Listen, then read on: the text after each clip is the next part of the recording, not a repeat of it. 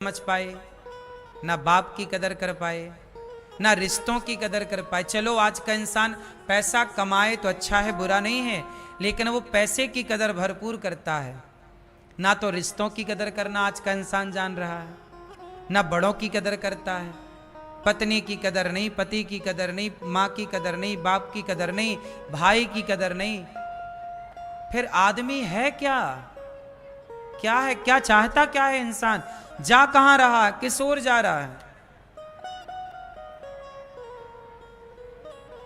इसलिए पैसे उतने ही कमाओ जितने से जरूरतें पूरी हो जाएं। बाकी समय जीवन बहुत बड़ा नहीं होता। हमें ज्यादा से ज्यादा 80 साल रहना है संसार में, और खींचतान के 90 साल रहना है बस। इससे ज्यादा कौन रहेगा बताओ? 100 साल पूरी उम्र है, 100 साल से आगे कहाँ है? पर आज की उम्र 100 भी मानो तो बची गई, बहुत थोड़ी तो बची। इसलिए लड़ाई झगड़ा करके, पैसों के लिए रिश्ते बिगाड़ कर ना जियो। पैसे मिल जाएं तो भगवान की कृपा मानो, नहीं मिले तो भी कृपा मानो। हर हाल में अच्छे इंसान बनने की कोशिश करो, भगवान के आश्रित रहना सीखो। कल हम लोगों ने कथा में सुना कि भगवान ने गोवर्धन उठाए, गिरिराज जी। अच्छा, इंद्र क्या कर रहे हैं? जब इंद्र को पता चला कि कृष्ण ने मेरी पूजा नहीं की, तो इंद्र ने मूसलाधार पानी बरसाया। ये देवता जो होते हैं बड़े स्वार्थी होते हैं।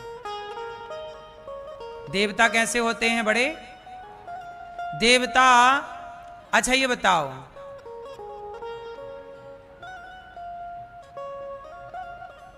जो देवता होते हैं क्या वो तुम्हारे पापों को मिटा सकते हैं?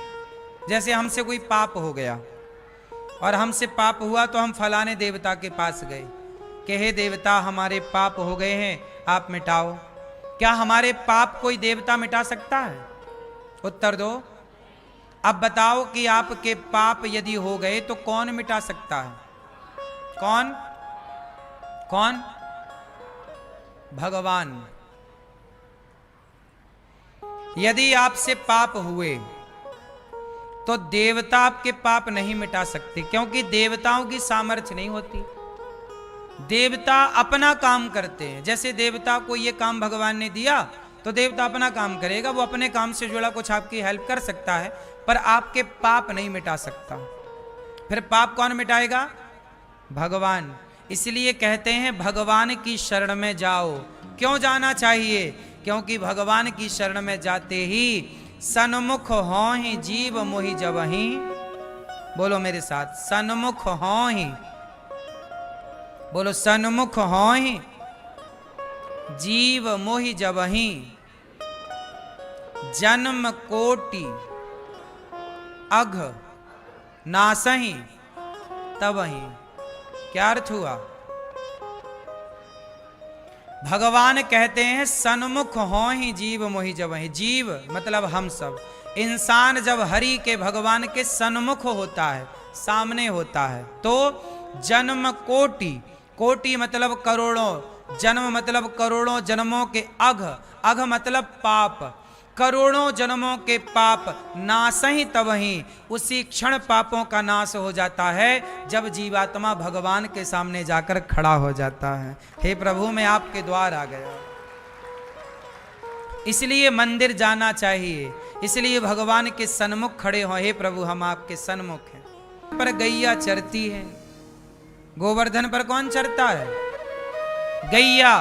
तो भगवान ने गोवर्धन को उठाकर दुनिया को बताया कि जहां गैया चरे उस गौचर भूमि को पलकों पे रखो, उठाकर रखो अपने हाथों पर, उस पर कोई कब्जा ना कर ले। क्योंकि आज गौचर भूमियों पर लोगों ने कब्जा कर लिया। सरकारी दस्तावेजों में हर गांव में, हर शहर में, हर जगह गौचर भूमि होती है साहब। सरकारी दस्तावेज में क्या होता है?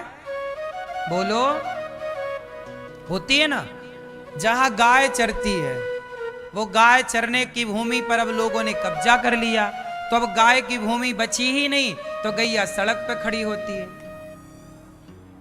सड़क पे गैया क्यों खड़ी होती है? क्योंकि गाय, अभी मेरे पास एक वीडियो है, आप कहोगे तो मैं आपको दिखा दूंगा। मैंने वीडियो देखी, वो सीसीटीवी कैमरे की वीडियो थी, रिकॉर्ड। गैया जा रही थी तो पीछे पीछे गैया का बछड़ा था, उस पर किसी ने गाड़ी चढ़ा दी, तो गैया तुरंत दौड़कर उस गाड़ी के आगे खड़ी हो गई। ये मेरे पास वीडियो है।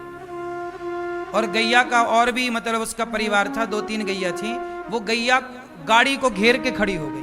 अब गैया तो मार नहीं सकती ना, लेकिन वो गाड़ी के आगे खड़ी हो गई। फिर जब गाड़ी रुक गई, ट्रैफिक सा लगा, तो लोगों ने देखा तो उस गाड़ी के नीचे उसका बच्चा फंसा हुआ था। फिर गाड़ी को उठाया गया, उसका बछड़ा निकाला, उसने चाटा फिर अपने बच्चे को। मर नहीं पाया वो, लेकिन वो गाड़ी जरा और आगे बढ़ती तो मर जाता। लेकिन उसके अंदर गाड़ी के नीचे गाड़ी उसके ऊपर चढ़ गई, चारों चक्कों के बीच में फंस गया वो, पहिया नहीं चढ़ पाया। लेकिन देखो, गाय भले एक गाय है, पर वो भी तो एक मां है। क्या उसे पीड़ा नहीं होती? क्या उसे दर्द नहीं होता? गाय की सेवा करने भगवान कृष्ण को आना पड़ा। गाय जहां चरती थी उस गोवर्धन को उंगली पर उठाना पड़ा।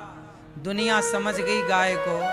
पर अच्छा बताओ, आप लोग घर में तेल खाते हो कि घी खाते हो? छौंका दाल में, सब्जी में काय का लगता है? हाँ, काय का छौंका? 99.99% लोग घर में रिफाइंड तेल का प्रयोग करते हैं। बोलो हाँ।